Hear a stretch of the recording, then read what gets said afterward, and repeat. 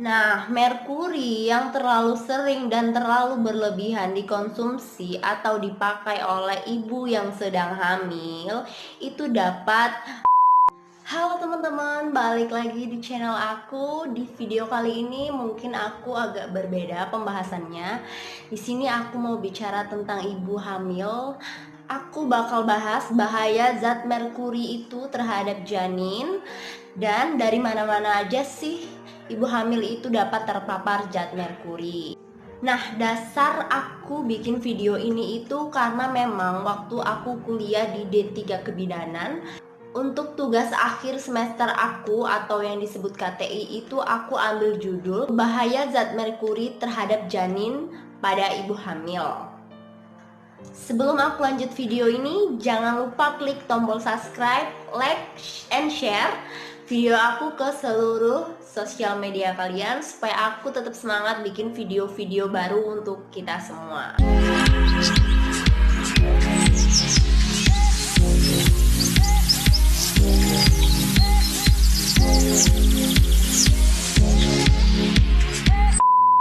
Yang pertama, kalian harus tahu apa sih itu merkuri.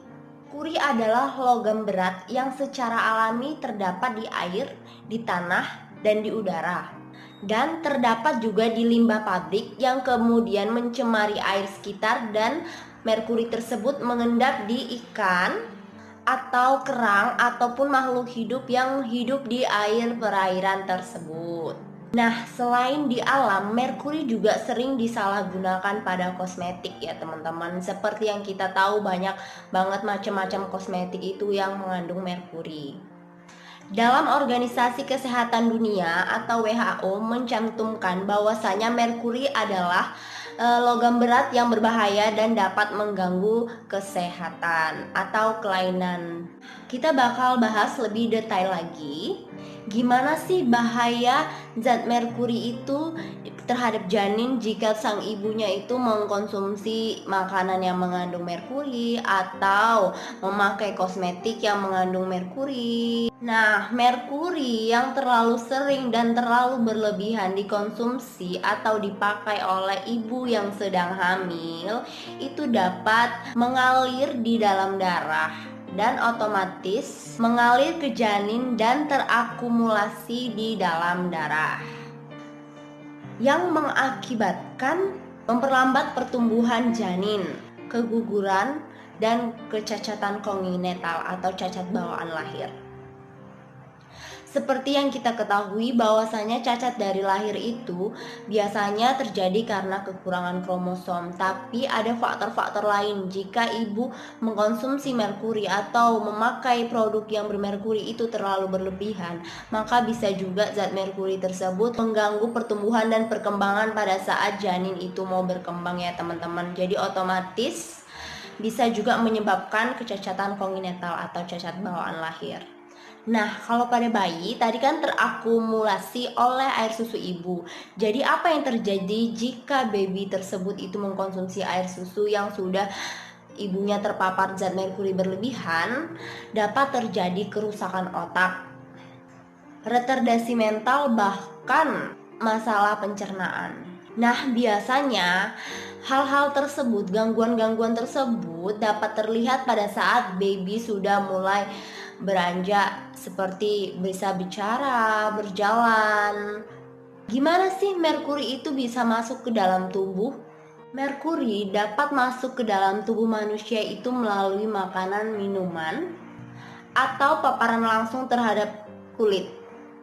Seperti contohnya ibu hamil yang memakai produk-produk yang bermerkuri. Nah, makanan seperti apa sih contohnya yang mengandung merkuri? Kita semua kebanyakan nggak tahu bahwasannya ada beberapa ikan yang tidak boleh dikonsumsi berlebihan pada ibu hamil. Kenapa? Karena memang ikan tersebut itu tinggi kandungan merkurinya. Nah, jenis-jenis ikan apa sih yang mengandung merkuri dan tidak boleh dikonsumsi berlebihan oleh ibu hamil?